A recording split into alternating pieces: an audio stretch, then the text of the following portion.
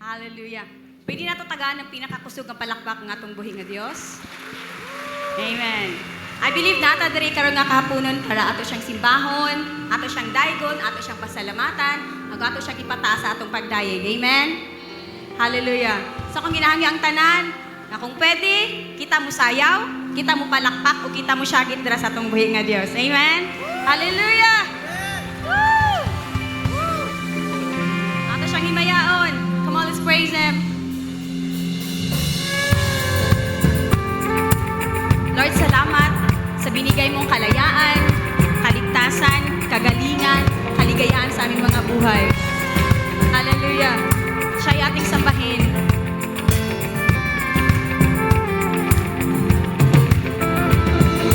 Yun ang aahon at kakalimutan ang nakaraan. Amen. Dilim ng kahapon, isasantabi na ang wakasan. Pagkatang liwanag, pagkatang liwanag ng pag-ibig mo ay ilang gabay sa pagbabalik ko. Aawitin ang iyong katapatan at kadakilaan. Tayo sumayaw. Sasayaw sa salim lawak ng iyong pagmamahal. Dulong daw sa lalim ng kabutihan ng iyong hangarin. Tayong lahat. Ang lahat ng iyong mga anak babalik sa'yo, Ama. Ating ipagdiwang. Ipagdiwang at ihahayag ang kalayaan. Papahaligin, hindi na muling magpapabihan. Tayong lahat. Sa bawat sulok ng buong mundo, ihahayag tanging pangalan mo. Aawitin ang iyong katapatan at kadakilaan. Sasayaw sa salim lawak ng iyong pagmamahal. Yes, Panginoon. Dulundag sa lalim ng kabutihan ng iyong hangarin. Ang lahat ng iyong mga anak babalik sa'yo, Ama. Woo! Tayo pumalakpak. Lahat po. Sabihin natin sa Kanya, wala siyang katulad.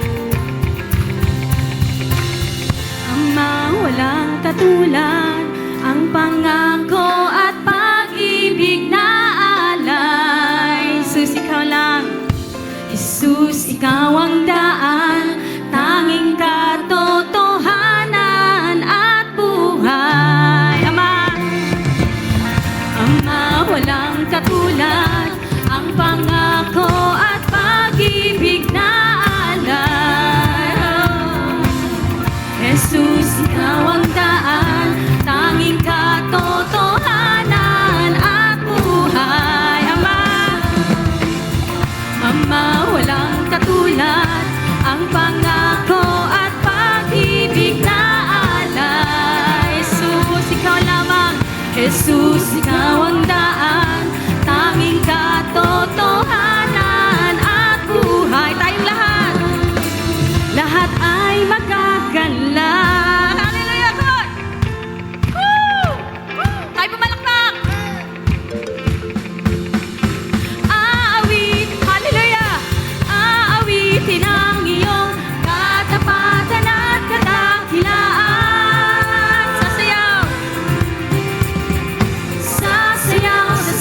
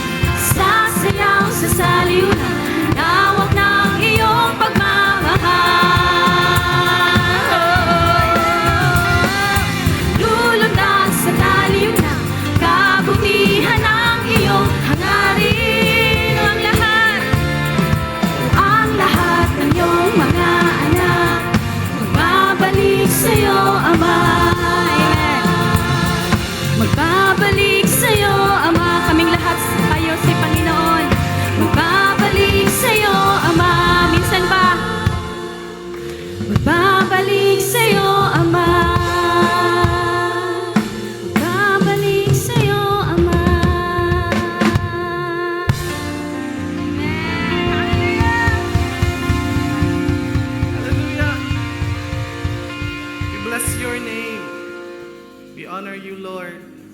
Magbabalik kami, Panginoon, sa inyong presensya. Because, Lord, in your presence, there is fullness of joy. We enjoy your presence, Lord, today. As we declare this, that your presence, Lord, be upon us, be among us, and even, Lord, to each and every family that we represent, oh God. Hallelujah.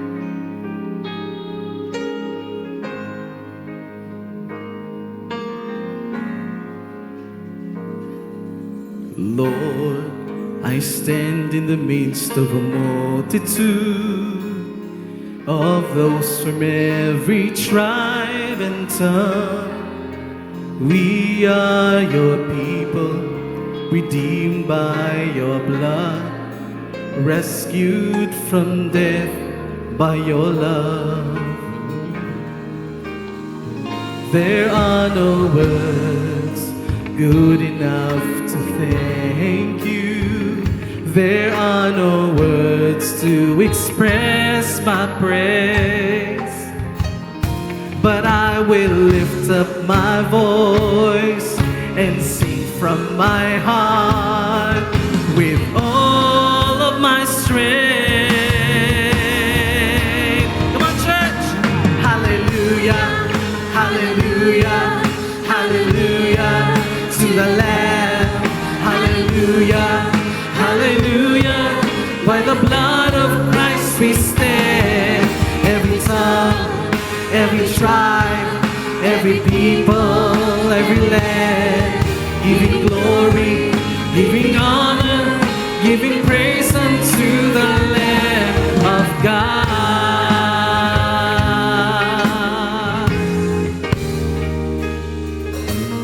Lord, we stand by grace in your presence. Yes, we do, oh God. Cleansed by the blood of the Lamb, we are your children, called by your name. Humbly we bow and we pray. Release your power to work in us and through us, till we are changed to be more like you. Yes, Jesus. Then all the nations will see your glory revealed and worship you. Hallelujah, hallelujah, Hallelujah. Yes, Lord. Hallelujah, hallelujah. By the blood of Christ we stand. Every tongue, every tribe, every people, every land, giving glory.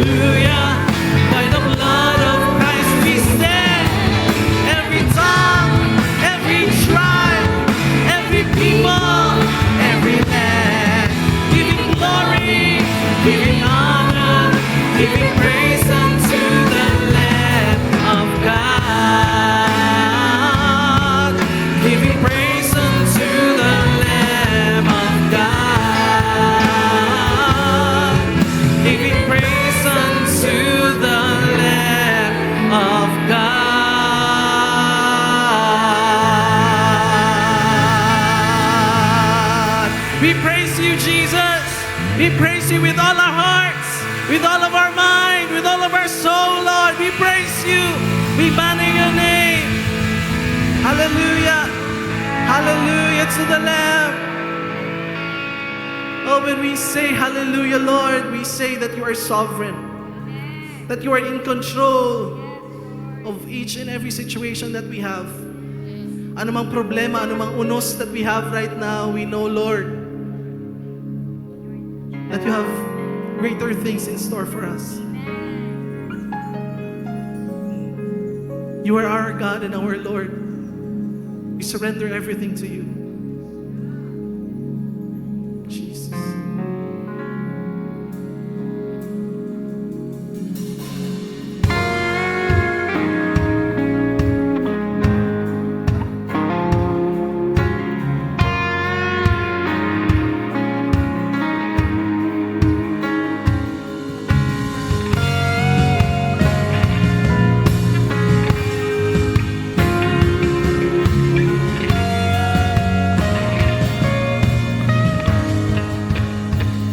You're the God of this city. You're the King of this people. You're the Lord of this nation. You are. You're the light in this darkness. You're the hope to the hopeless. You're the peace to the restless. You are. Come on, church, declare this. For there. Yes, Lord, we declare that. For there is no one like our God.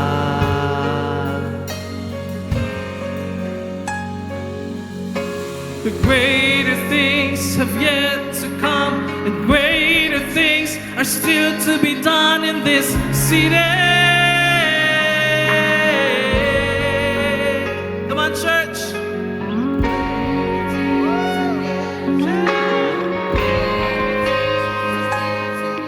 In this city,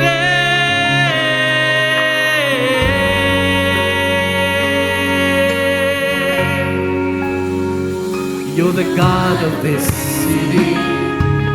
You're the King of these people. You're the Lord of this nation. You're the Lord of the Philippines, Lord. You are. You are. You're the light in this darkness. You're the hope to the hopeless. You're the peace to the restless. You are. For there is no one like our God. Oh, there is no one like our God.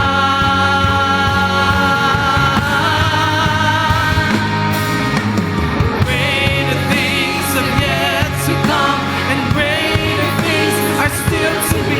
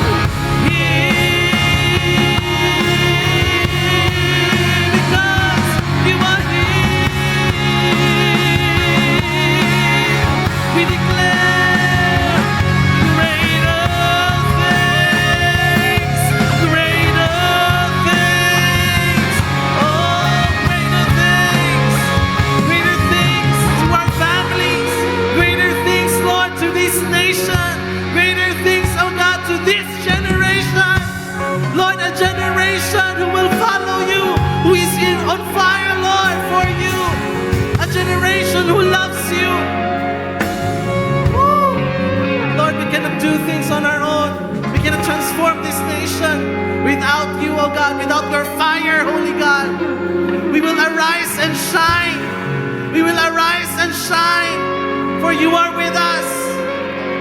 You are with us, oh God. You are in this generation. For my generation, Lord, we are crying out for more and fill this place with your presence.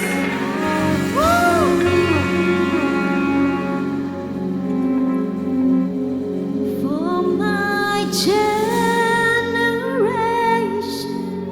Lord, I am crying out for more. Come and fill me with your fire. Set me ablaze. Set me ablaze. Come on, church. For my generation, Lord, I am crying out for more. Come and fill me with your fire. Set me ablaze. Set me ablaze. Come on, sing it out. For my generation, Lord, I am crying out for more. Come and fill me with your fire. Set me ablaze. Set me ablaze. For my generation. Come on, church, lift up your voices. I am crying out for more of Jesus. Come and fill me with your fire. Set me ablaze. Set me ablaze. Want your fire. More of your power. Set me ablaze. Set me ablaze. I want to know your fire again. Pour out your spirit. Come on, declare it. More of your presence. Fill me again. Fill me again. I want to know your fire within. For greater things have yet to come, and greater things are still to be done in this city. Come on, church. Greater things have yet to come, and greater things are still to be done in this city.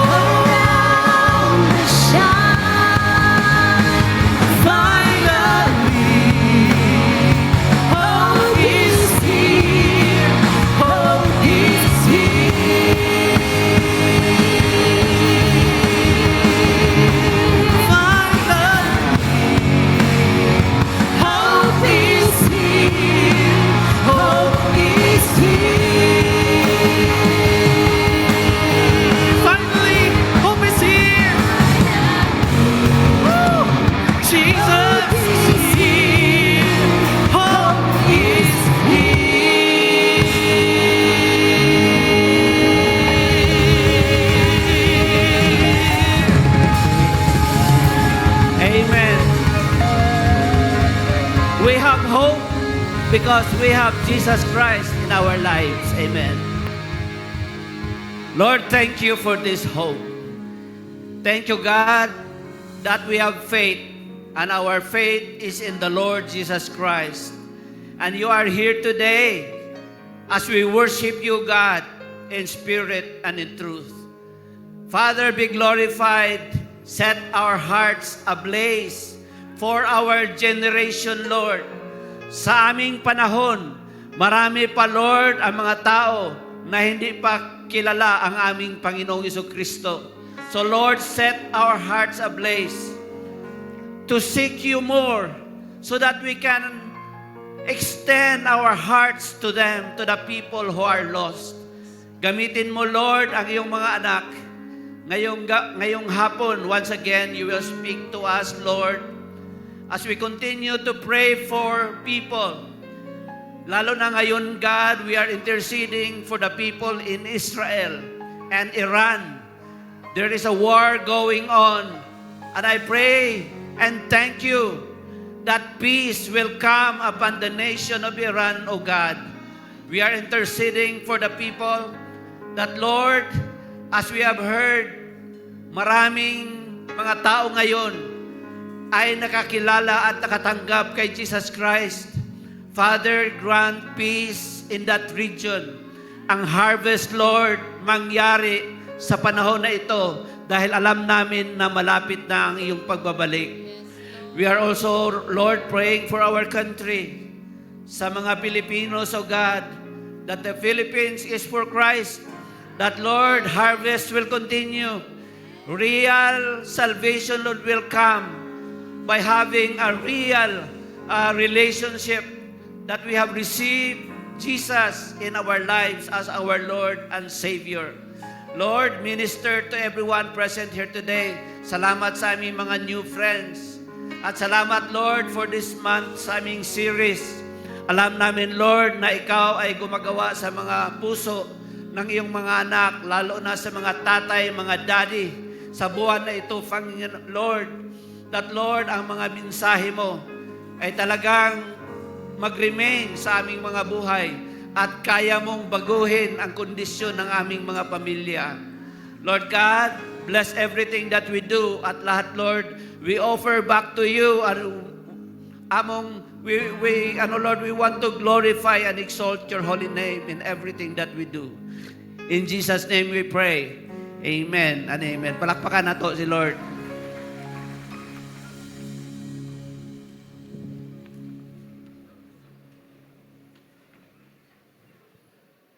Amen. Glory to God sa ato ang praise and worship.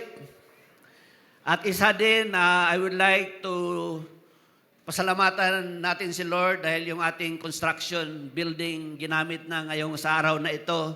No, tapos na siya after 6 months dahil inumpisahan natin yan last January at talagang tapos na ngayon at ginamit na sa araw na ito. Glory to God. Palakpakan na to ang Ginoo. Gi-provide yun ni Lord ang atong mga needs. Nga kanunay gyud ta nga nagapadayon, naga-advance. Okay, dili lang sa ministry, but also, Lord, sa provision ni Lord. Amen. Welcome sa tanan, sa mga new friends dyan sa taas. Can you raise your hands, ikaway-kaway, para makita ko na meron tayong mga na-invite ngayong hapon. Can you raise your hands dyan sa second floor? Meron ba tayong first-timers dyan? Meron ba? Yeah, meron dito. Welcome. Dito na side. Okay, welcome, no? Dito naman sa baba, may mga first-timers ba? Meron bang mga kamay dyan? Huwag kayong mahiya. Woo! Ayun. Thank you for that. Ang tagal ko, nandito pa ako. Nandun pala. Okay? Sige. Welcome sa lahat. No? Nakita kayo ni Lord at tayo din na palaging pabalik-balik na. Welcome. No? Masaya si Lord sa atin. Tuwing na pumunta tayo sa bahay where we gather to worship the Lord. Is that amen? Ito na yung 5th Sunday, pang-5 Sunday, na ang ating mga words that we are celebrating yung Father's Month. Okay? Ano ang mga natutunan natin? Hindi lang sa mga tatay, but sa ating lahat. Marami na. At I hope na hindi natin makalimutan. First Sunday, ano yung word natin? That ang impact ng mga fathers, malalim at minsan lifetime ang ating mga impact. Huwag natin basta-bastahin ang ating mga roles as the father. Pangalawa, we are the unsung heroes in the family.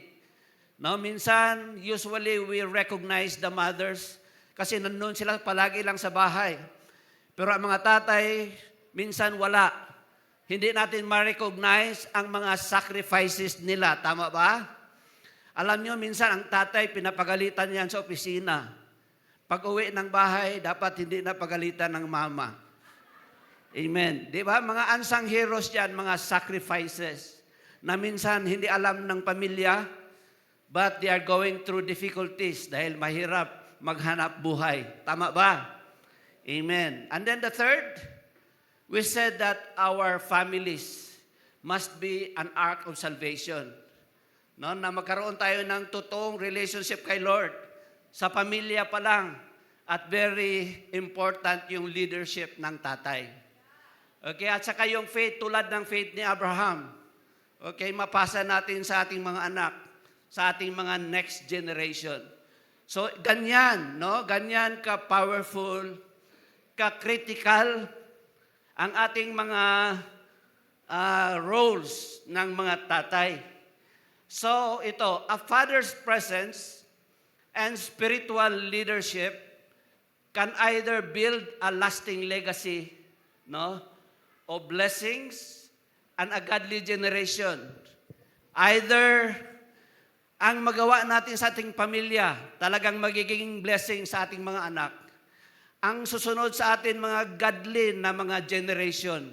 Or it will bring heartbreaking consequences, no?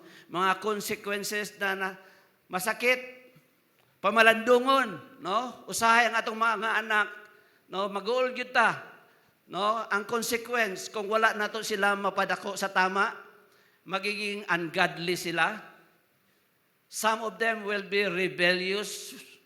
They will not honor their parents one day dahil hindi sila na-train nung maliit pa sila.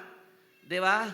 And even some will have ultimate to their destruction. Yung mga masira sa drugs, masira sa maling relationship, masira sa maling mga influencers sa barkada. At malaking portion dyan nakasalalay sa leadership ng pamilya, sa tatay at saka sa nanay. Okay? At tatay talaga, because ang tatay, appointed talaga ni Lord, may divine purpose, di ba? Divine purpose ng mga tatay is to lead the family. Is that amen? So, anong magawa natin ng mga tatay? What can we do?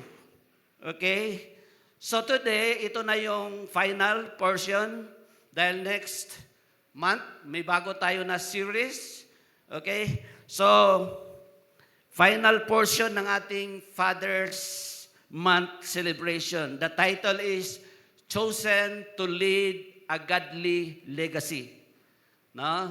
Pinili tayo ni Lord to be leading or living a godly legacy para sa ating mga anak.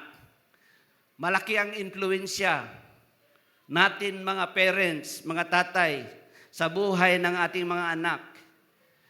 No, ang totoo nung maliit pa tayo, when we are young parents like us, Netora, when we started a family, no? Hindi tayo aware. No, hindi tayo naka-attend ng seminar paano magiging tatay, paano maging nanay. So ang tendency natin, are you like us? When we started, na ang focus natin is just to provide for our children. Focus natin, trabaho. Tama ba? At minsan, pagod ka na at wala ka ng time sa mga bata. Pag-provide ng family, hirap ka na. At hindi mo ma-realize na, hindi tayo aware na our children are exposed to dangers. Sa eskwelahan, sa kapitbahay, di ba? Di ba alam nyo, may mga anak na minsan iniwan sa mga kapitbahay, then may nangyaring hindi maganda. Tama ba? At tayo, para attend tayo sa ating trabaho, iniiwan lang natin ang ating mga anak. Diba? We are not so careful. At hindi natin nabigyan ng tamang atensyon at direksyon ang ating mga buhay. Ang ating mga anak pala. So ang verse natin, nasa Genesis 18:19. Can we all stand and read these verses? Ito yung basihan ng ating meditation ngayong hapon. Okay, Genesis 18:19. For I have chosen him so that he will direct his children and his household after him to keep the way of the Lord by doing what is right and just. Amen. Sige, malingkod ta. So ito yung word, instruction ni Lord sa verse dito. Sinabi ito ni Lord kay Abraham at indirectly sa atin din who are descendants of Abraham by faith. Di ba? Sabi dyan sa verse, kailangan natin i-direct, turuan kung ang tamang daan ang ating mga anak and our family, our household, to keep the way of the Lord by doing what is right and just. Okay, what is right and just? At saan natin matutunan yung what is right and just? Sa Bible, sa Word ni Lord. Hindi sa opinion ng publiko or opinion ng kanino. Kailangan lahat ng opinion align sa Word ni Lord, align sa Bible. So number 1, the call to biblical fatherhood. Lahat nakasalalay talaga sa leadership. Sabi nga,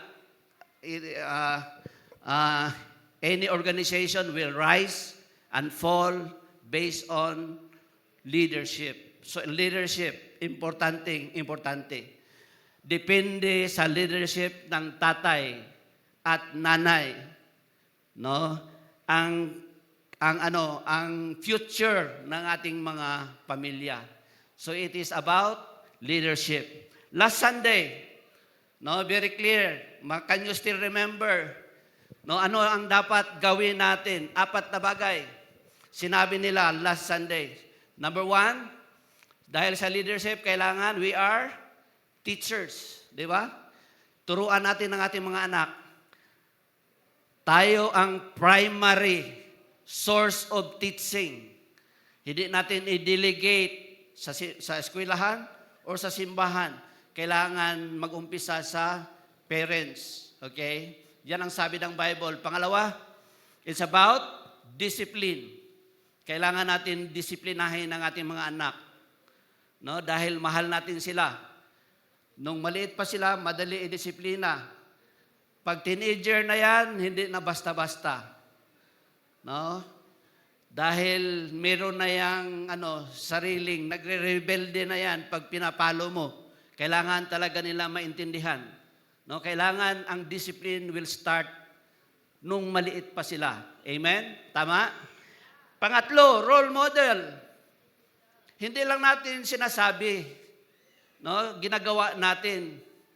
No, ang tatay hindi lang sabihin na gawin niyo 'yan, anak. Punta kayo ng church, pero hindi siya magpunta. No? Kailangan mauna ka. Mauna ang mga tatay at saka nanay. And then guardian. 'Di ba?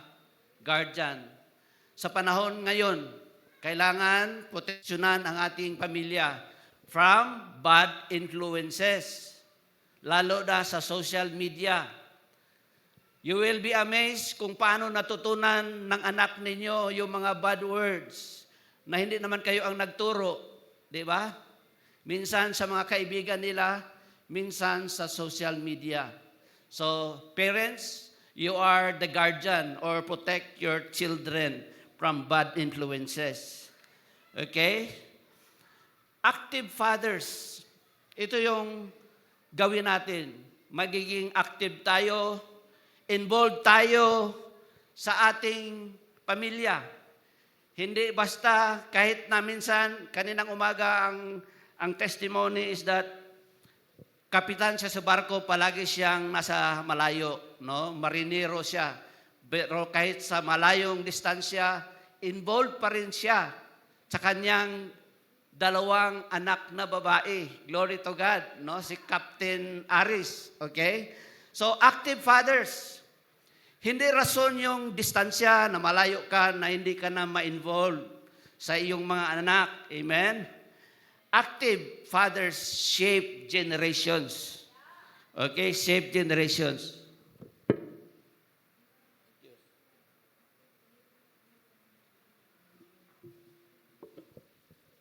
Sabi dito, what you prioritize, your children will inherit. Okay? Prioritize good nato that our next generation will be a godly generation. Us. No? If you are like me, marami kaming failures in the past. Hindi kami na-train ng maayos. Wala din kaming discipleship. But hindi pa rin huli ang lahat. Sa grasya ni Lord, no, we can still, no, be humble before the Lord.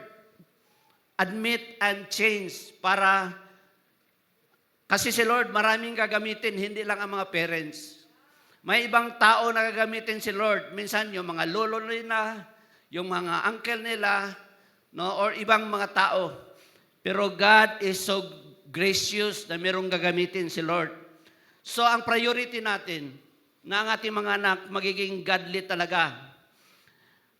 Ang mga, sabi dyan sa verse, ang mga bagay na binigyan mo ng halaga, yun din ang matutunan ng anak mula sa iyo.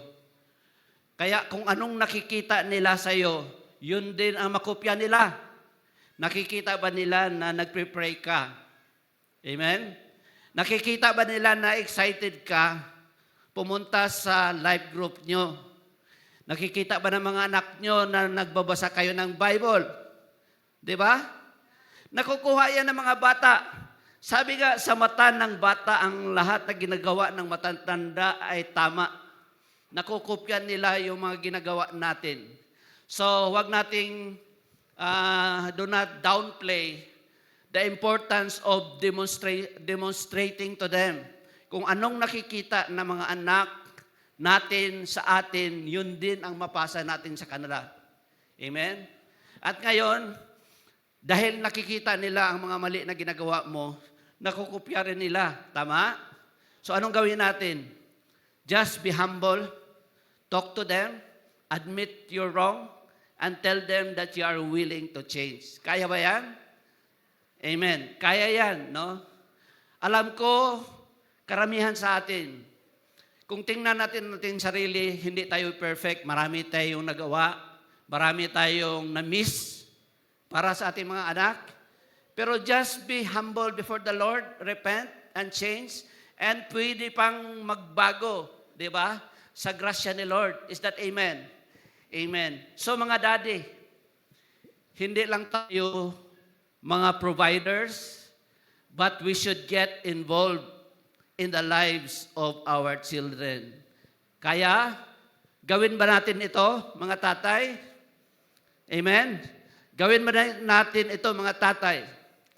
Get involved, no? Obserbahan nyo ang mga anak nyo. Tingnan nyo ang mga sitwasyon nila. Alamin nyo ang kanilang kondisyon. At in a loving way, guide them sa tamang pamamaraan, sa totoong relationship sa Panginoon. Is that amen? Amen. So active fathers shape generations. Sineshape natin hindi lang sa mga anak nyo, kung hindi sa mga following generation pa. Tulad ni Abraham. First example, Genesis 18:18. Si Abraham, tinuruan niya ang kanyang mga anak. At he passed his faith to Isaac, then to Jacob. No? Tinuruan niya, keeping the way of the Lord. Until today, tayo tinuturuan, pinapasa ni Abraham, yung magiging involved tayo sa ating mga pamilya. At maipasa natin ang totoong faith in the Lord Jesus Christ. And then, tinuturuan tayo to guide and direct our children on what is right and just. Okay? Yung ginagawa natin ngayon, mula pa yan kay Abraham, sa next generation until our time. Abraham is our father because of faith. Okay? So galing yan kay Abraham, napasa hanggang sa atin. At mga tatay, hindi lang hanggang sa atin. Ipasa natin sa mga anak at sa mga apo at sa kanilang mga anak kung hindi pa hanggang bumalik si Lord. Amen? Amen. Another example is Job. Job prayed for his children amidst trials. Diba? Na-preach na itong Job. Kahit marami siyang problema. Sino ba ang may mga problema dito na pamilya? Lahat tayo. No? Sino ba ang may mga pagsubok sa buhay? Lahat tayo. Habang may buhay, may pagsubok. Amen. So, like Job, marami siyang pagsubok. Mabigat ang nangyari kay Job. Sa kanyang mga anak, sa kanyang mga properties, sa kanyang negosyo. Grabe. But, nabasa natin sa book of Job, Job continued to praise the Lord. Diba? He kept the faith. Hindi siya nawalan ng faith. Getest siya ni Lord. At nakikita natin na ang faith ni Job ay totoo. Tayo ba mga kapatid, kung may mga problema, nakikita ba ang ating faith? Hindi pa nawawala dahil marami tayong problema. Di ba? So parang kailangan magiging katulad tayo ni Job. He praised God. He kept the faith. And finally, si Lord, He restored what was stolen by the enemy from Job. Di ba? He was blessed. No, he kept the faith. Sabi nga, ang ating mga failures are not final. Sino ba sa inyo, huwag niyong isipin na dahil nagkamali ka na, nasira ng pamilyan mo, malalaki na sila, yung mga bata, wala ka na magawa, failure ka na talaga. No, our failures is not final. Amen? Your failures is not final. Kahit nagkamali ka pa noon, ngayon malalaki na ang mga bata mo, mga anak mo, at nakikita mo sila parang hindi ka na pinapakinggan. May sarili na silang buhay. Di ba? At feeling mo wala ka na magawa. Hindi yan totoo, kapatid. Today, you become a godly father. Ipag-pray mo ang mga anak mo. Your failure in the past is not final. Amen? Kayang baguhin ni Lord ang iyong sitwasyon. Is that amen? Amen. Tulad ni Job, binalik ni Lord.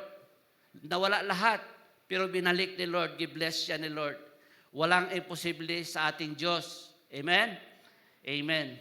So active fathers shape generations. When we raise godly children after us, it will extend to the third and fourth generations. No? It will extend to the third and fourth generations. Example, si Tora, ang kanilang pamilya, yung lolo at lula niya, no, narinig ko lang, were godly. No? And then yung mga parents niya, godly rin. Mga pastor sila. Sila ang nag-start sa CCFI Jensan, yung parents ni Tora. Di ba? At yung sila Tora, yung kanilang magpinsan, no? Si Bishop Alfred, pinsan niya yan. Yung pinuntahan namin sa USA, si Pastor Oral, pinsan niya. At marami silang mga pinsan.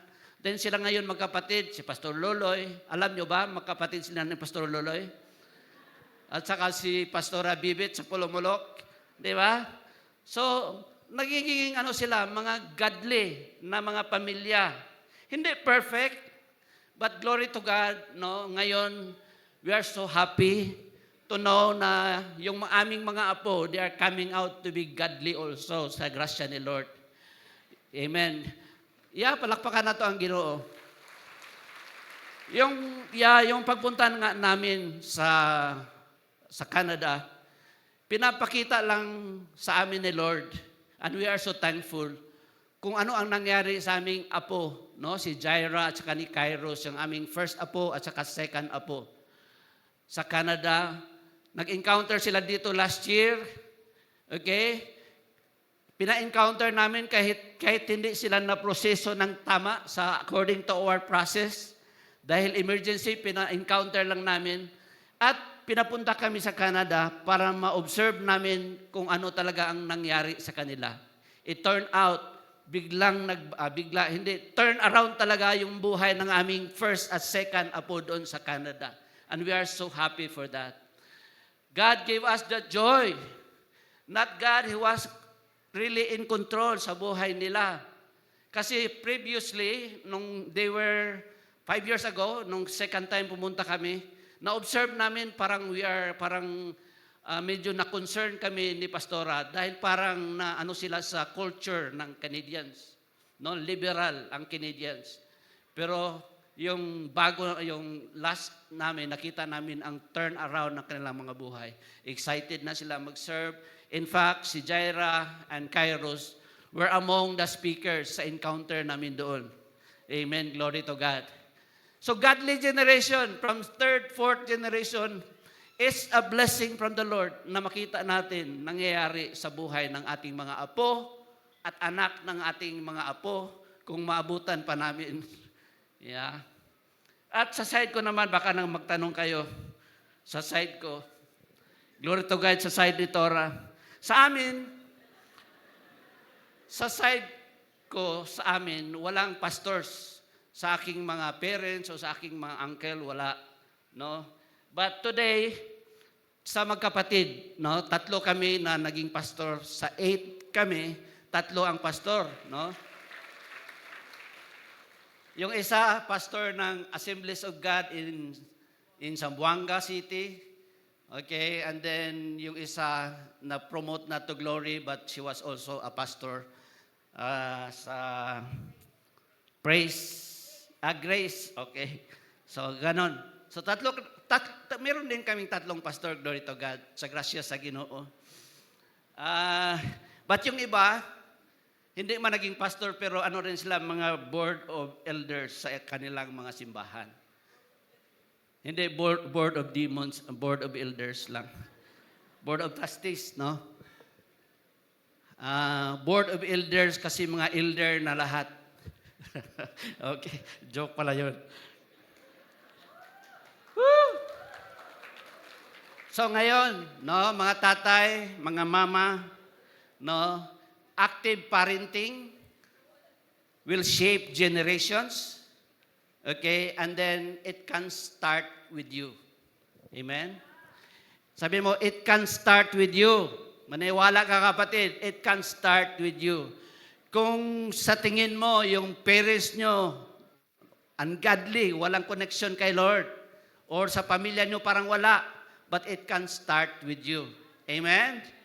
Amen. Can you say this to yourself? It can start with me. Amen.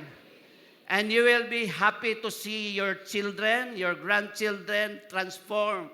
It can start with you. Amen. Amen. So it brings me to the second point about first is active, second is passive fathers. Being passive. Ito yung topic natin last Sunday. Will invite chaos. Chaos pala yan, hindi chaos, no? Okay. Invites chaos. Review lang. Ano nga yung passive? Passive parenting, when we are avoiding or not confronting problems arising in the family, kahit nakikita natin na mali, ina-allow natin, passive tayo, or kung ating tinotolerate ang mga mali at hindi natin ginadisiplina ang ating mga anak, that's passive parenting. Amen. So ito ang tanong, ano ang mga tough but important issues are you avoiding or not willing to confront as a father? Meron ba? And I believe all of us have experienced that. Lahat tayo, dahil hindi tayo perfect, may mga issues na hindi natin kinoconfront agad-agad.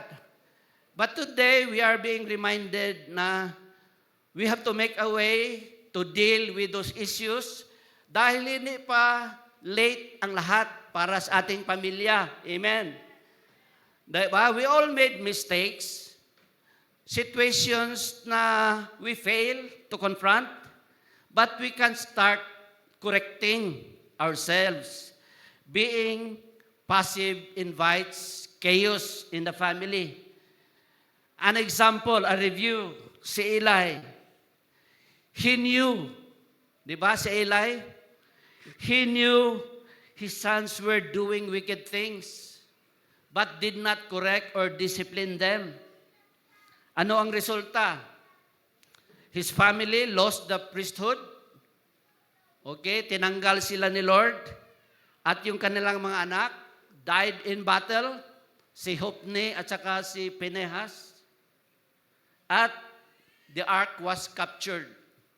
So the presence of God left the family. Okay? So, practical examples. Ilang mga ministries at families nasira because they allow wickedness at sexual immorality in the family. I know, marami kayong alam. Di ba? Mga ministries na lumalaki pero nasira dahil sa mga kasalanan na tinatago. Wickedness in the family. Katulad ni Eli. Hindi ito sa panahon lang ni Eli. Hanggang ngayon, totoong totoo. If we are not careful, masisira ang ating pamilya, mapahiya tayo, at mapahiya si Lord. Is that amen? Okay? Another example is Lot.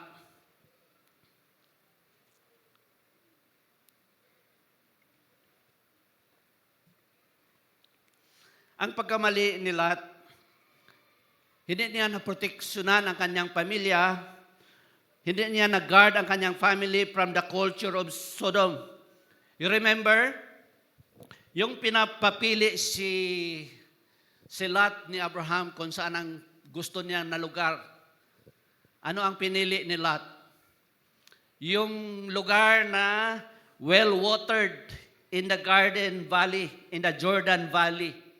So ano ang nasa isip ni Lot at the time when he made that decision? Doon ako, kasi mas madali ang pira doon. Maganda ang lugar. Well-watered ang plantation. Kikita ako ng malaki. Ma-provide ko ang aking pamilya. Di ba? Do you agree with me? Yun ang inisip ni Lot. Minsan ganun tayo. When we make decisions for our family, di ba? Usually, ang ating mga consideration kung saan madali ang pera, saan tayo umaasenso, at hindi natin tinitingnan ang epekto ng ating pamilya. Si Lot, he lived near Sodom dahil madali ang pera. Pero hindi niya na-consider ang bad influence ng Sodom at Gomorrah. Amen? So he left a legacy of compromise and shame. Yung mga anak nila grew up with ang morality mababa. His daughters committed incest with him nung nilasing niya ang kanilang tatay. A display of weak moral foundation and lack of faith. Di ba yung kanilang anak, na-observe nila nakita nila yung power ni Lord to punish Sodom and Gomorrah because of sin. Pero, they cannot trust God na si God can give them children. Nagbuot-buot sila. They committed incest. Wala silang moral fiber.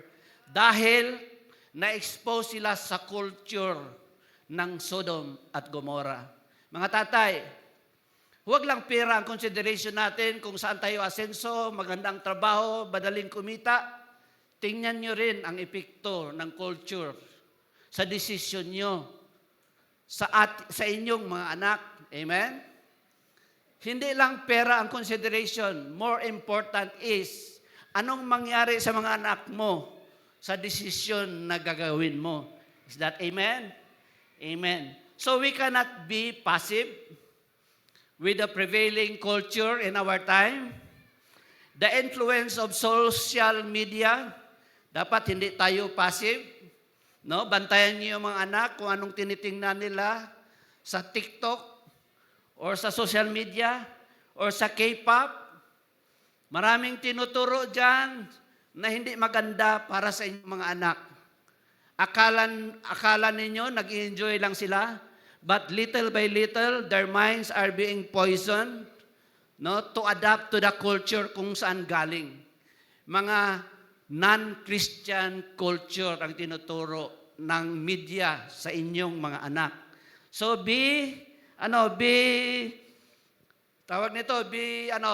vigilant. No? Careful kayo. Bantayan niyo yung mga anak.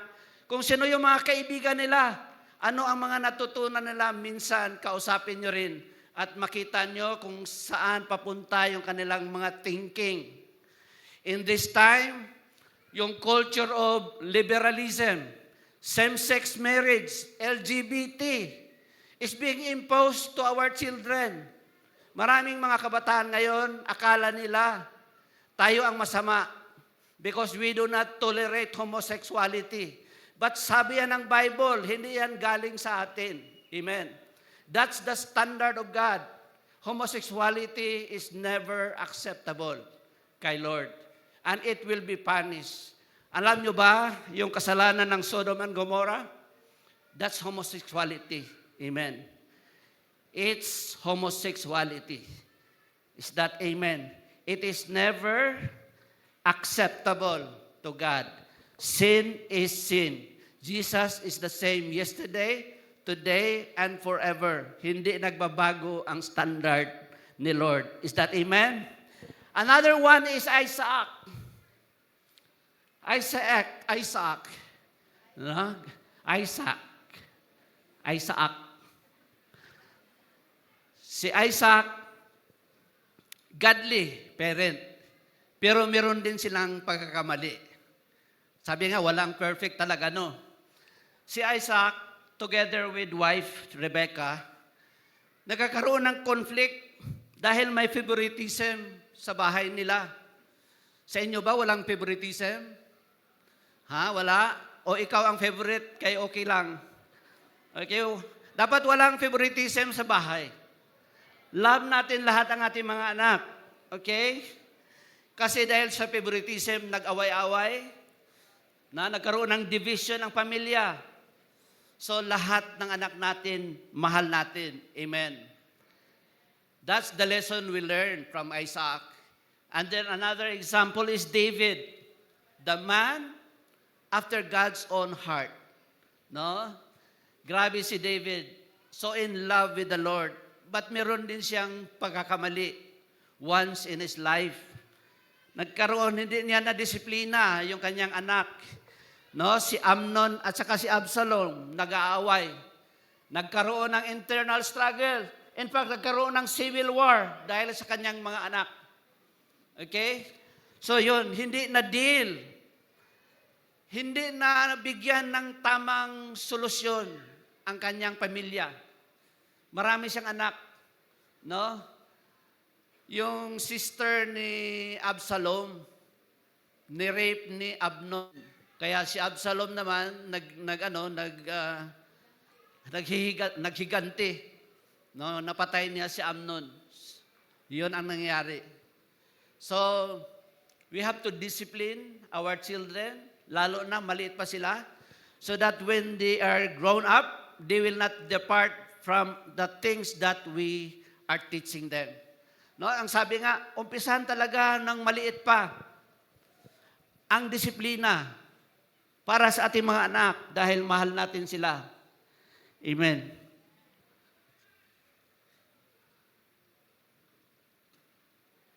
Silence and passive fathering are dangerous. Agree kayo?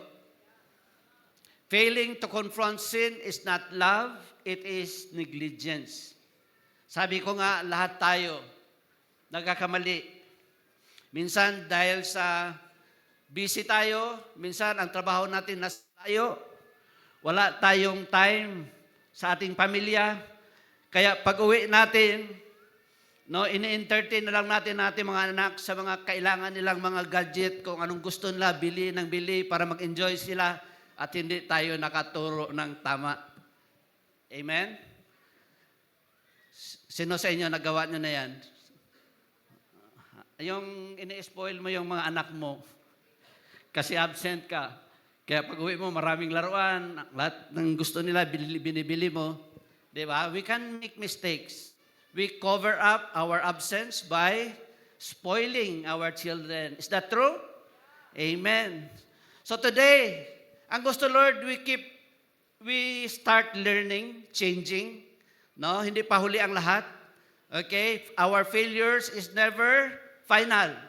May mangyari, may pagbabago na pwedeng mangyari dahil today, nandyan na si Lord sa ating mga buhay. Amen? Pangalawa, present fathers. Ang dalawang example natin sa present fathers is Joseph and Zebedee. No? Present, active, and present. Si Joseph and Zebedee. Si Joseph, this is Joseph, the husband of Mary. Huh? So Joseph, he obeyed God. He was present and protected his family. Diba, gi-appoint si Joseph to be the husband of Mary? At talagang ginawa ni Joseph ang kanyang role. Nung sinabihan siya ni Lord na pumunta kayo ng Egypt kasi si Herod, gusto niyang patayin ang lahat ng mga baby. Nag-obey kaagad si Joseph, dinala niya ang kanyang pamilya doon sa Egypt. Di ba? He was present in making that decision. Nandun talaga siya. And then, pagkatapos, nung pabalik na sila, instead na bumalik siya sa Bethlehem, dahil present niya, alam niya ang kondisyon ng lugar, nag-decide siya na hindi sila babalik sa Bethlehem, but doon sila titira sa Nazareth para to protect his own family. Siguro para kay Joseph, dahil from Bethlehem siya, mas favorable sa kanya na sa Bethlehem siya titira. Nandun yung mga relatives niya, siguro madali ang trabaho doon. But because he was present, nilayo niya ang kanyang pamilya, doon sila tumira sa Nazareth to protect his family. Okay? So Joseph was present in making every decision in the family. And then another observation, si Jesus, nagiging karpintero like his father Joseph. So can you imagine ilang oras magkasama si Joseph at saka si Jesus? Tinuturuan gumawa ng mga table, mga chairs, maybe gumawa pa ng maliit na bahay. Kasi karpintero siya. So he was a present father. He was deeply involved sa buhay ng kanyang mga anak. And then hindi lang kay Jesus. Ang mga kapatid ni Jesus, tingnan nyo, his half-brothers, James and Jude, sila ang sumulat ng New Testament. The book of James and the book of Jude. Mga half-brothers siya ni Jesus. So, yung mga brothers niya became believers and followers of Jesus Christ. Kaya, no? So, yung karakter ni Joseph, hindi lang napasa kay Jesus, pati sa mga kapatid ni Jesus. Naging mabait sila. Although, at first, they cannot believe na Jesus is God.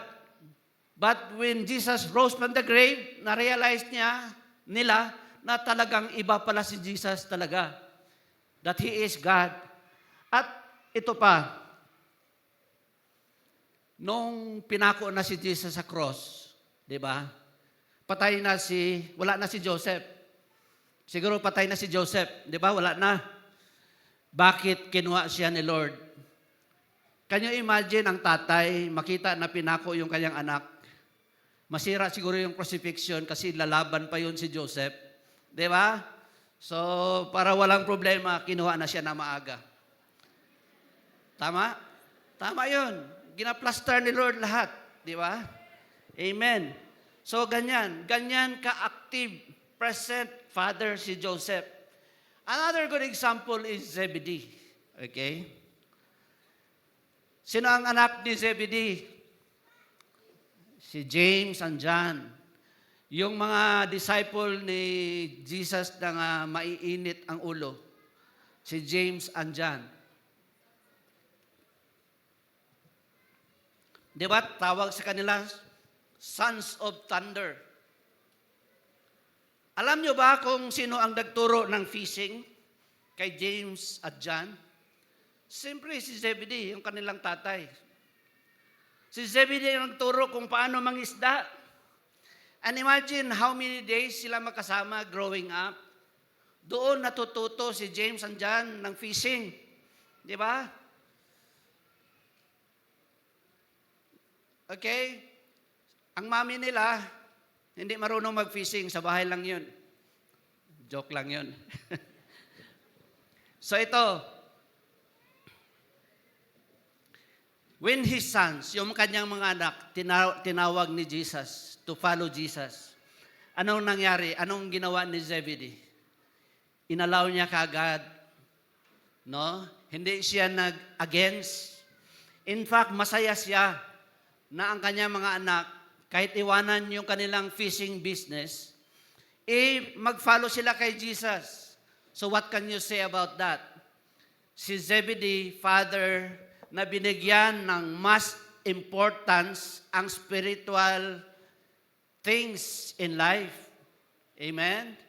Kayo mga tatay, are you willing to advise your children na bibigyan ng more importance ang mga spiritual things in life? Sa kanilang mga desisyon. Kayo mga tatay, mga nanay, nakikinig yung mga anak sa inyo. Ano ba ang advice na binibigay nyo sa inyong mga anak? Baka sabihin nyo lang, dito ka anak kasi mas madali ang pira dito. Dito anak, hayahay lang kayong trabaho dere. Anak ba? Or you will give importance also to mga spiritual things. Pag ang anak nyo magsabi na hindi, ayaw ko niya sa trabaho na yan, tay, kasi hindi na ako maka-attend ng church pag Sunday. Kasi sa trabaho na yan, kahit Sunday, kailangan ako mag-report. Sabihin nyo, kahit hindi ka na maka-church, anak, as long as makuha mo yung trabaho, ganun ba? Di ba? So, just like Zebedee, he gave importance to spiritual decisions. No? Ang spiritual things in our life, in the life of your children, ay important. Huwag natin, i-remind natin ang ating mga anak na bigyan nila ng importance. Na hindi lang, parang yung secondary importance ang spiritual. Amen? Amen. So, Zebedee taught his sons to give priority to spiritual things. So ikaw, binibigyan mo ba ng priority ang spiritual things in life? So being present is not just physical presence, but emotional and spiritual guidance to the family into doing God's purposes. So mga tatay, huwag maging hadlang when children pursue a spiritual purpose in their life. Hanggang ngayon, di ba, may mga tatay pa na kung mag-decide ang anak, kung magsimba ba or mag-picnic, di ba? May mga parents pa, huwag na yan magsimba, palagi ka namang nagsisimba, mag-picnic muna tayo. Di ba? That exposes our hearts kung ano ang importante sa atin. Amen. So, without spiritual guidance, children will follow the culture of the world. Okay? Social media influence. Pag hindi natin binibigyan ng importance ang mga spiritual decisions in our life. And the third point, we are chosen to lead a godly legacy. Pinili tayo ni Lord na mag-iwan ng godly legacy sa ating mga anak, sa ating pamilya. Sabi natin, ang ating impact sa mga anak, malaki. From last Sundays, yung mga testimonies ng mga anak natin, no? Na-remember nyo pa yung kanilang mga testimony. Diba? Ano ba ang may impact sa kanila? No? Yung mga nag-share dito, yung mga anak, di ba mga simple lang masyado? Maliliit lang bagay lang ang hindi nila makalimutan. They remember the simple things, the little things that you do to them. Para silang mga indelible. Yung election, may indelible ink. May mga hindi maalis kanilang buhay. At hindi malalaking bagay, hindi pera, hindi trabaho. Di ba? What they can remember are very simple, ordinary things. Ganon ang impact natin mga tatay sa ating mga anak. Amen? It's not your success in work or business will matter to them. Your presence will make a mark in their lifetime. Kaya, alam yan ng enemy. Kaya fathers, no, are the enemy's prime target. Huwag natin kalimutan na ang kalaban, ang enemy. Alam niya ang role. Gaano kaimportante ang mga tatay. Kaya primary target talaga ang mga tatay. Okay? Because if the enemy can incapacitate the tatay, he can incapacitate or negatively affect the future or the next generation. Pag nakuha ng enemy si tatay, si nanay, masisira ang mga anak at masisira ang ating mga next generation. Amen? Amen. So choose to live a godly legacy. I know you care so much of your children. Love nyo inyong mga anak. But today, gina-guide tayo na hindi lang pera, trabaho ang kailangan nila. Mas kailangan nila ang spiritual guidance, ang ating leadership. Amen. So we must endeavor to lead a godly legacy. At dahil kasama natin si Lord, may Holy Spirit tayo, through faith in Jesus Christ, we are able, we are willing, we are being changed to lead a godly legacy. So wag natin kalimutan na kaya nato. No, hindi ito imposible. Kasi the moment we receive Jesus Christ in our life, ang Holy Spirit nasa loob natin. And the Holy Spirit will help us. He will empower us. He will enable us. Kung tayo lang on our own, dili na to kaya, pero kasama nato si Lord. Is that amen? Kasama natin si Lord. So be humble, faithful, teachable, and willing to change, mga tatay. No? Nagkamali man tayo, hindi yun final. Pwede tayong magbago. Pwede tayong mag-change. Okay? I-align natin ang ating mga buhay kay Lord at hindi imposible. Amen.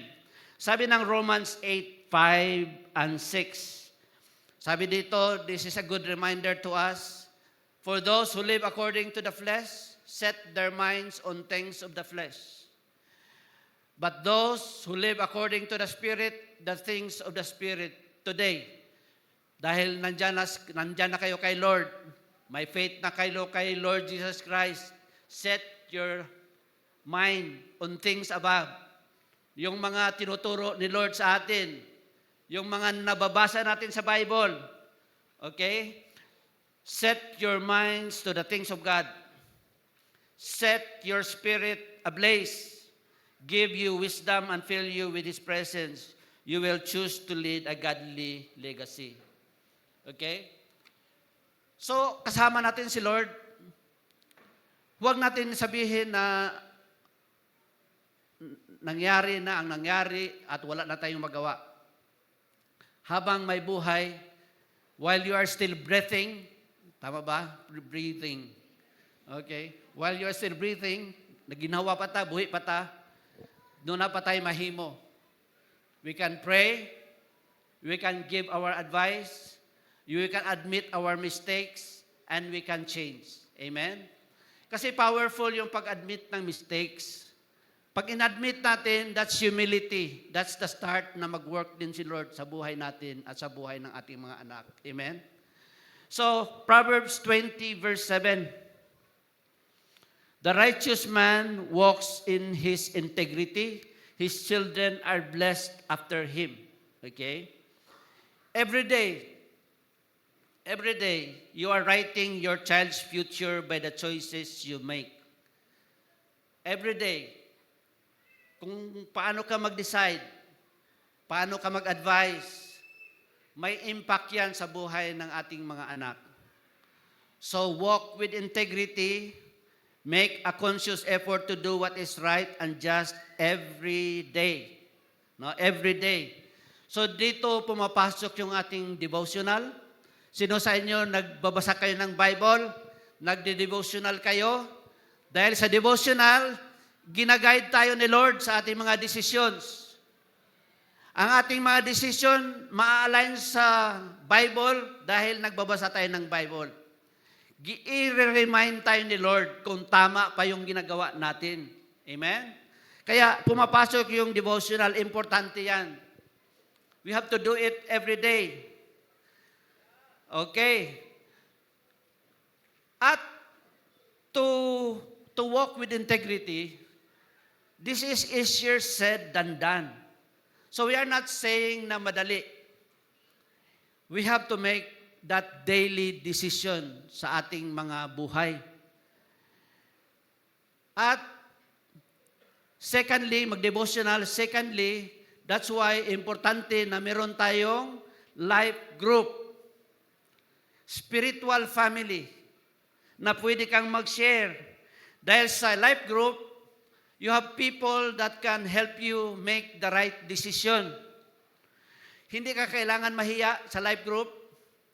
Attend tayo sa ating life group kasi doon pwede ka magtanong. At yung mga kasama mo, they are available for you. Love ka nila at willing sila tumulong sa iyo. So, pag nasa life group ka, may problema ka, they can encourage you at guide you sa tamang desisyon para sa iyong pamilya. At sa life group, ma-remind ka rin na kailangan mo tuloy-tuloy ang pag-pray at pag-devotional. Okay? Kasi pag wala ka sa life group, pag dumating ang problema, ikaw ay nag-iisa, madali kang matempt ng enemy at mag-discourage ka, maluya ka, and then finally, ma-discourage ka na. Hindi ka na, ayaw mo na, later on, ayaw mo na mag-devo kasi wala kang mga kaibigan na mag-encourage sa iyo. So, two things, importante ang devotional, importante ang life group. Is that amen? Sino sa inyo mag-decide kayo na aatin na kayo ng life group? At sa life group, hindi ka lang matulungan ng iba. Ikaw din makatulong sa kanila. Is that amen? And then, ito, you may not have a godly father, but you can be one. Sino sa inyo, ma-remember niyo yung tatay niyo, na wala talagang pagiging godly. Alam niyo, ang tatay ko, hindi pumupunta ng church yun. Minsan lang, pag Christmas, pag Biyernes Santo, at siguro special occasion, ganun lang. So hindi talaga godly. But glory to God, before He died, wala ako. Ang sister ko lang na pastora. Pero before he died, nakabisita, napatanggap ko siya kay Lord. At nung namatay na siya, nagkininto ng aking sister na pastora din. Sabi namin, nag-usap kami, sino ang sumundo kay Papa nung malapit na siyang mamatay? kinuwento sa amin, ang sumundo sa kanya, nakaputi daw, mga angel sa langit, no? So, save good akong papa. Save good siya kay mga angel man ang sundo. Kabalo mo, doon ay mo sundo before ta mamatay. Duha ka klase ang magsundo. Amen. Either angels or mga demons ang magsundo. So, if they are hayag ang nawong, then happy sila, dili sila hadlok, meaning angels ang sumundo. Glory to God, no? Bisag bugoy-bugoy ito akong papa sa una, nasave paghihapon. Grasya lang yun sa Ginoo. Amen, no? So siguro ang ating mga tatay, dili sila mga godly, no? But kung buhay pa sila, may chance pa sila. Kailangan magkaroon sila ng salvation through our Lord Jesus Christ. Lahat kayo dito, kung alam nyo, ang tatay nyo, hindi kayo sigurado, i-share nyo sa kanila before it's too late. There are two destinations of man, heaven and hell. That's the truth. Heaven and hell lang talaga. So kung hindi ka sigurado, patanggapin nyo, siguraduhin nyo na saved talaga ang mga parents nyo. Is that amen? And then, you may not have a godly father, but you can be one. It can start with you. Amen. So blessed tayo that we belong to this ministry na ini-emphasize talaga ang totoong relationship kay Lord. You can be one. At happy ba kayo na yung magiging anak nyo, mga saved din? At yung magiging apo nyo, mga godly din. Every one of us are going back to heaven where Jesus is. Yan ang gusto ni Lord, save lahat tayo. Ayaw ni Lord dumadami pero hindi save. Sumasama. No, gusto ni Lord save lahat ng tao. But we know that some people will really reject the salvation that Jesus Christ can offer, and only Jesus can offer that. That's why He has to die on the cross to pay for our sins. So all people, one way to be saved is to believe and receive Jesus Christ sa ating mga buhay. And it's never too late. Habang may buhay, may pag-asa pa. Amen? Amen. Alam nyo, hindi tayo maraming parents, hindi godly. Kasi, nung nag-asawa tayo, hindi naman tayo giseminar kung paano maging godly. Karamihan sa atin, nag-asawa na lang, nagkaanak, wala talagang nagtuturo. Amen? But salamat sa ministry natin, meron tayong discipleship. At kayo mga young couples, you are so blessed. Nag-uumpisa pa lang kayo, pero nag-guide na kayo kung paano magkaroon ng godly family. Is that amen? Yeah, palakpakan nato ang Ginoo. Yeah. Discipleship, life group, devotional, basic kayo na siya nga teaching that we are doing in this ministry. So finally, choose to lead a godly legacy. Choose to lead a godly legacy. Balikon lang nato, teach your children the Word of God. Bible ang atong itudlo, dili ang atong opinion. Ikaduha, kinahanglan, intentional gyud ta sa pagtudlo. No? Ang atong mga desisyon, align gyud sa Bible. Dili sa imong opinion. Ikaduha, disiplina. Tudloan gyud nga i-obey sa atong mga anak ang Bible. The truth, not the lies and the cultures of the world. Based on the Bible gyud. Amen. Discipline them while they are young. Okay? Umpisahan sa gagmay pa mga bata. And then, i-explain sa ila the consequences of obedience, the benefits of obedience, and the consequence of disobedience. Para masabtan yun. Number 3, be a role model. Ikaw mismo ang example nila. Ang imong gitudo dapat tinuod na sa imuha. Ginahimo pud nimo. Then kung mag-fail ka, because you are not perfect, mag-fail magyud ka, admit mistakes. Og mga ikagtabang po sila nga tabangan ka. Okay, to become a better role model. Kay dili man ta perfect nga role model, di ba? Amen. Be humble to admit mistakes. I am just proud, no, with my own children today. Like the example of integrity. Kanang integrity sa trabaho, no? Makita na sa atong mga anak. But more than integrity sa trabaho, kana pong integrity sa atong relationship kay Lord. Itudlo po na nato sa atong mga anak. Amen. And then the value of honesty. Makuha po na nila sa ato ang honesty. Kana bang bisag kahit walang nakatingin, you do what you will do na tama at hindi ka mandaya. That's the virtue of honesty. Kung nakita na ko sa mga anak that they are really honest, no? Walay mawala gyud, and kung dunay dapat bayaran mo, bayad gyud na bisag wala pa nangulikta. I observed that from my children. I'm so happy to observe that. And then work excellence. Naging excellent po sila sa ilang profession, sa ilang trabaho. And they got that from us also, their parents, being excellent at work. And also keeping promises. And glory to God, nakita ko sa mga anak na ko nga, they have given more time sa kanilang mga anak. Siguro nakita nila from me na hindi ko nabigyan ng adequate time sila, but they are correcting that. they are correcting that sa kanilang mga anak. Amen. Glory to God. Anak lang na. Number 4, be a guardian against worldly influences. No?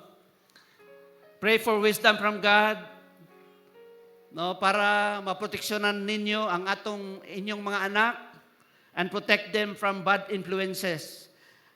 I've said, kinahanglan yun siya og vigilance, discernment against the present culture sa kalibutan.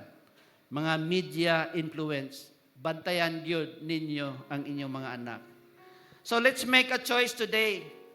Ito yung tanong, are you building a godly legacy or a worldly legacy? Dapat dili lang yun, worldly legacy. Usahay, ang atong una-una, we can live kanang mga inheritance, mga yuta, mga balay, mga sakyanan. Usahay, diha rin yun taman ng atong huna-huna, plano para sa atong pamilya. But a godly legacy is much more important. Because it will define ang buhay nila, whether they are going to heaven or they are just being worldly in their life. Amen. So ngayon, pakinggan natin ng isang testimony. No? Let's welcome Jomar Alcopra.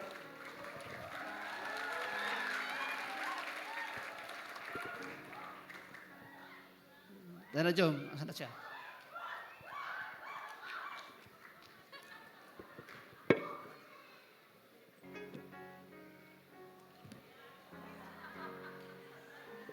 Alcopra family.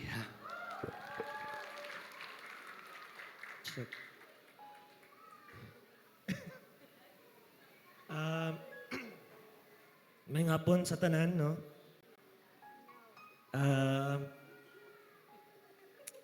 Ako ay si Jomar, no, Alcopra. Under sa guidance and leadership ni Pastor Bon Sibilia nga na dito. Nagabantay po ng bata. Laban lang, Dad. And mo ni ako ang gwapa o buotan nga asawa. Si Bing, no? And under po siya sa guidance and leadership ni Pastora Joy Sibilia, no? And network of Las Passionistas. And ako as a transformer, mga transformer brothers, nadira, shout out. So, here are my kids, no? Si Sachi, ako ang eldest. And si Kaiser, ako ang youngest. No? So, we are told by Bishop, no? Actually, nag-message ako si Bishop sa Messenger. To be honest, nakulbaan ko. Kaya nag-message siya and usahay lang may message. Usahay lang may istorya. Ang iyang message is, can I call? Anak lang, simple lang. Pero kulba-kulba na ito. So, nag-talk and then, Bishop Joel, no, told us to share something. Sa iyang word karon is choosing to lead a godly legacy sa family. So, kami ni Bing, nag-wonder me, nganong kami, kay we are a very young family, makita ninyo, and daghan man og family. But, abigay na mo na mali, Pastor, si Bishop. But still, I said yes, no, karon. And that's why na ako sa inyo ang atubangan. So, raising kids in this generation, sa masigiingon ni Bishop is really tough, no.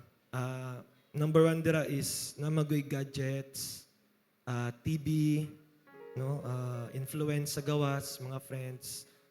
And syempre sa ilahang kabata, no, dali lang sila maano and ma-wonder, and kung naay may mga ginatudlo, no, mag-question din sila kung dili mao sa amo ang ginaingon. Maingon anak nga mga butang. So, the good thing is, me and Bing is na diri na church, no, glory to God. And sama sa giingon ni Bishop ganina na ay training, na ay leadership.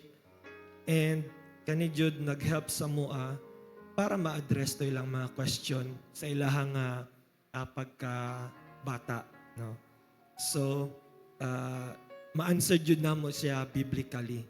So, karon pod nga month, no, giingon pod diri nga makita, giingon pod ni Bishop ganina nga kung unsa ang makita sa bata, no, pwede nga masunod sa mga sa tua, sunod nila, no. And we are happy, no, nga one of those is kana bitong naga-devotional, no. Kay si Bing Manggod naga-devo na siya sa kitchen, and then ako ang office.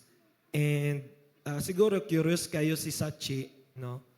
And nangutana jud siya one day kung unsa ba daw ang ginahimo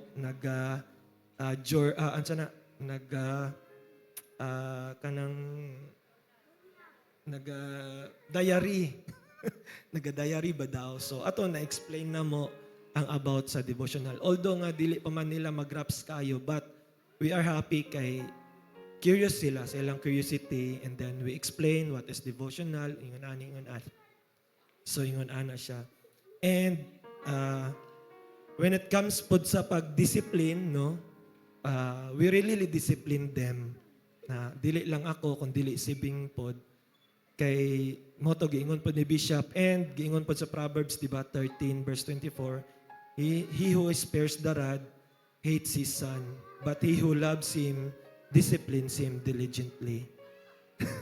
Although nga dili lang man siya about mamunal or bisag unsa nga discipline, pag-istorya, ingon ani sa tama og mali, kay og mag-discipline pod, no, amino pod ato mga parents, kita una-una ang masakitan because we don't want them to get hurt, di ba? But it's really a need siya kay as they grow up, no, ma-learn jud nila kung unsa ang tama and mali. And we discipline them because love na mo sila, no. So we have also our family altar every Thursday, no. And excited sila always. Nagang kay question na lahat. Puro na lang question among family altar. But no, at least no, makuan na mo ang ilang mga questions in life. So ingon na every Thursday among family altar. And ginakuan jud namo magpray, ingon ani, and then a little bit of a lesson kung unsa man. And also we have, kung naami chance ngo na wala makuan, ginauban jud namo sila. Sunday service is not negotiable, no. Sunday service is para jud kay Lord, no. And kung mauban na mo sila sa leaders meeting pa as early as they are, ma-expose na gyud sila no sa works ni Lord. And lastly, no we are blessed no because both of us are involved in the ministry no, ako og si Bing. And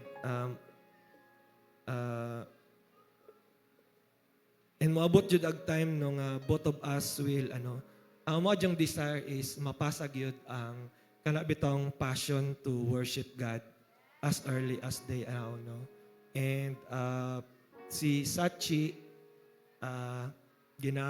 sugdanan ako siya og tudlo no, sa drums. And si Kaiser is nagaano na siya sa keyboard. Ambot kung nag-play ang ato ang video wala out there. So kung makita ninyo, no, gina-start na as early as ingon ana. And og si Kaiser naga-keyboard because it's our desire gyud nga magamit pod sila dira kay Lord, no? So our prayer gyud nga sila gyud magdako nga kauban si Lord. Again, no, we are not perfect, no, layo ra gyud guys perfect sa tinuod lang, but we are learning and changing every day. Again, raising kids now is not easy. Labi na siguro tong mga ahead na samuan, nanay teens, nanay dagko, no? But as we go on learning sa diri nga church na ay leadership, na ay trainings, no? It is possible really to raise a godly children, but with the help of the Holy Spirit. Ang lang. Thank you.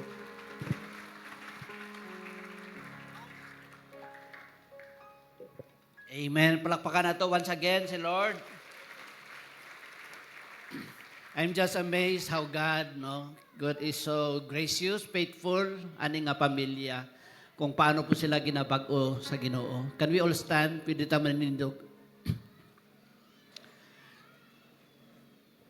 Kinsa sa inyo, you really desire in your heart that God will bless that desire, that you will have a godly family after you.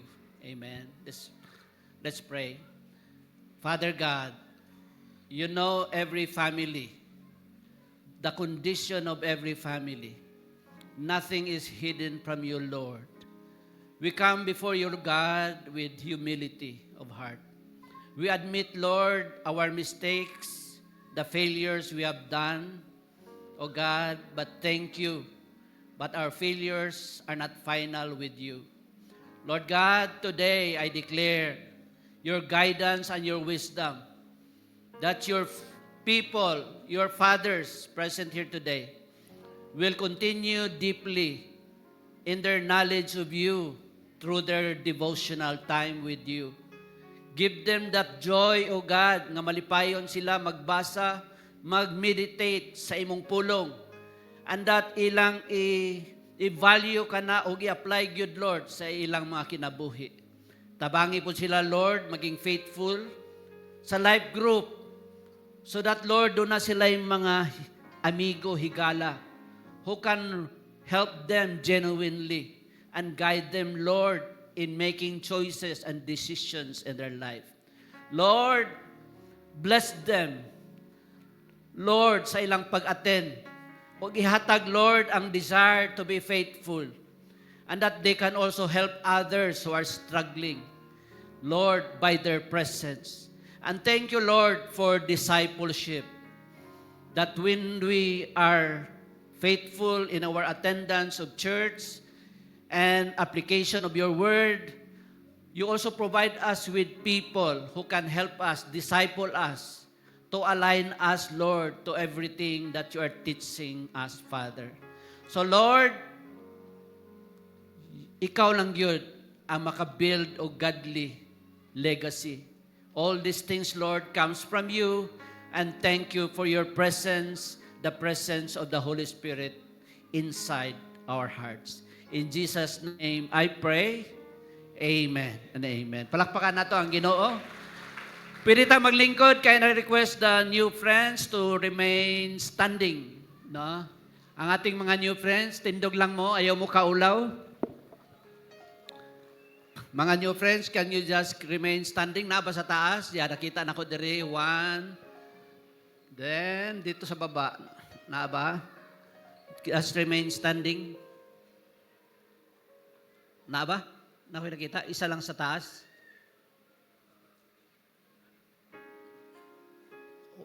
Okay. Na ko nakita isa sa taas. Okay. Gusto nato godly legacy, no? Ang first good ana is have a relationship with Jesus Christ. No? Believe in your heart, confess with your mouth that Jesus Christ is your Lord and Savior.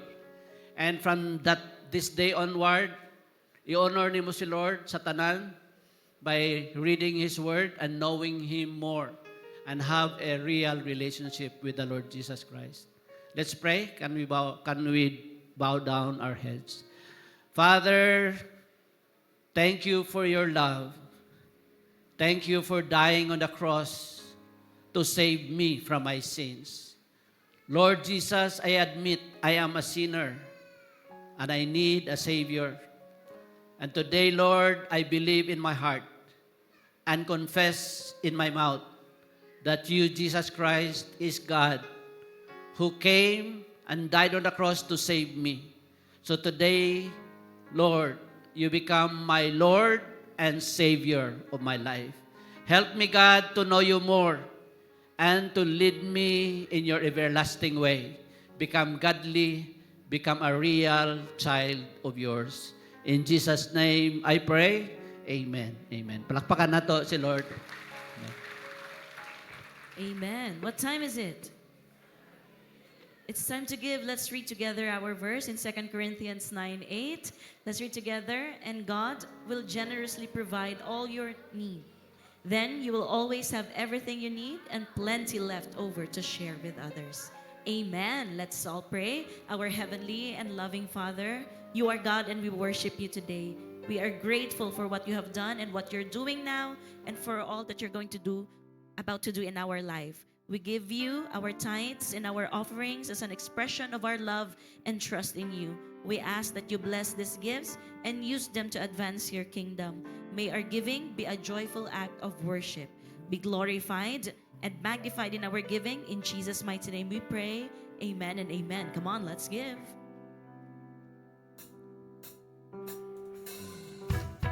Good afternoon, everyone, and welcome to Christian Church Fellowship International. Welcome especially to our new friends. Here are our announcements.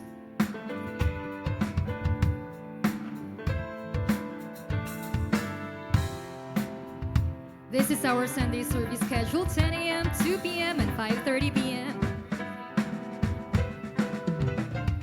Visit us on Facebook, Instagram, and YouTube at CSFI Jensen. Join us in a Zone Prayer meeting, City Savvy, first Saturday of the month, 5 a.m. Flashed on screen is a BP account, GCash and PayMaya number, in case you find it more convenient to give online. A happy birthday to those who will be celebrating their birthdays this week. Happy birthday.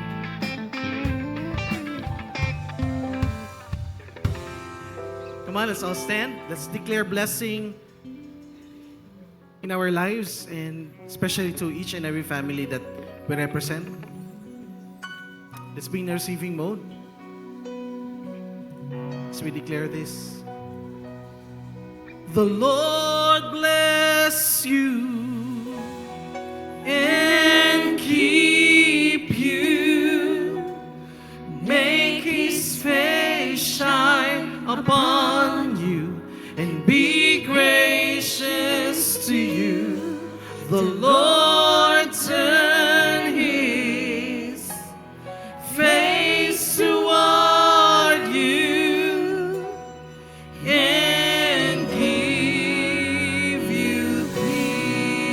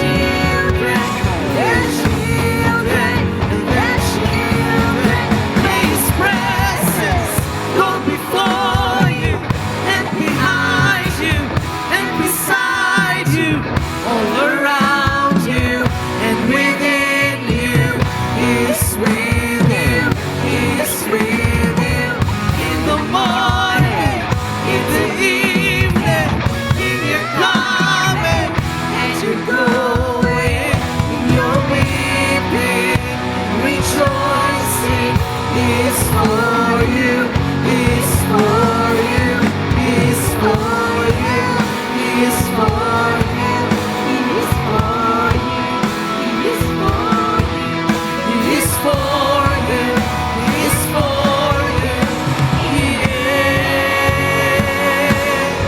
for God is the kingdom and the power and the